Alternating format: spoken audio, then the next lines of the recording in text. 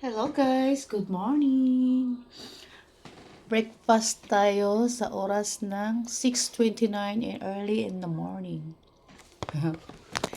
Kasi may tira si kuya guys. So,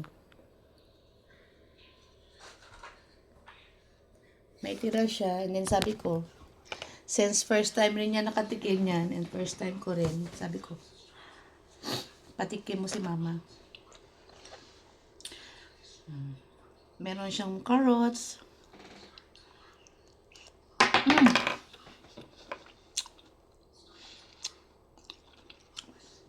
Meron siyang vermicelli.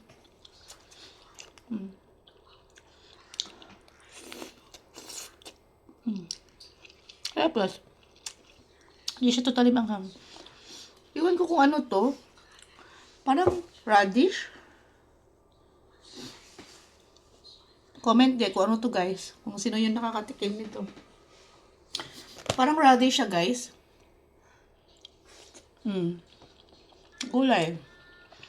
And then meron po siyang mushroom. Yung mushroom yung parang tawag sa atin tayo ng daga.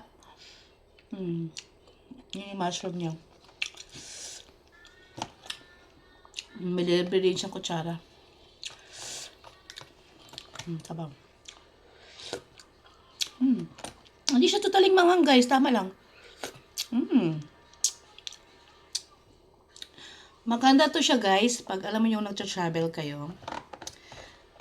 And then, malamig na lugar. And then, gusto nyo ng sabaw. Maganda pala to siya bilhin guys. Nabili ito ni Jason sa Asian store. Diyan sa town. First time namin nakatry nito. Maganda siya. Alam mo yung plano ka pupunta ng Snow Mountain. Kasi pag pupunta kaming Snow Mountain, guys, nagbabaon kami. Kasi, alam nyo na, para tipid. Mahal din kasi, alam ko may restaurant din eh. Pero, may kamahalan din. Na, kailangan naman natin hindi naman natin kailangan kumain doon. Mas okay nga magbaon tayo kay at least makatipid, di ba? Last year, pumunta kami doon. Nagluto muna ako. And then, binao namin. Merong biko, chicken, adobo, fried chicken yata yung adobo, and sotanghon. Yun yung binao namin. So, ngayon, since winter na dito, may plan na naman kami pupunta. Hindi ko alam kung saan. Kasi may mga kaibigan din kami sa Auckland. And Wellington, kaibigan ni Jason. Kumpare niya. Shout out Wina sa Auckland and Jeremy sa Wellington. Plano nila masyal din sila sa Snow Mountain, guys. Kasi sila Wina, first time nila Wina yun. Bago lang din kasi sila ni Wina dito sa New Zealand. So, gusto nilang pumunta doon. Ang dami ng ice, guys. Kasi natatanaw namin dito eh. Alam mo yung pagpagkatid ako ng mga bata sa school, dyan sa bus stop, tanaw na tanaw kasi mataas kasi siya na area dyan eh. And then, pag pupunta ka ng town, may area na matatanaw mo siya. Guys. Maganda to siya. Baonin mo. Nasa $4.99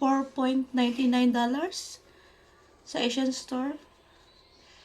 Kasi yung kuya namin is mahilig na ganito. Sabaw, noodles. Meron pa ako guys, pero busog na ako. Ito ba yung diet? Makaka-diet pa tayo dito. Diyos ko. Hindi tayo nakaka-diet. Meron pa ako ditong tapa. Tapa na ulam namin kagabi. Minarinate ko siya ng ilang oras.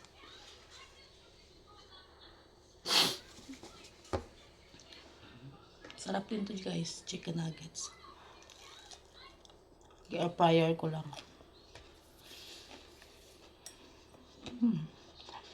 Tira natin si Bricks. Patitikin natin sa kanya kung nagustuhan niya.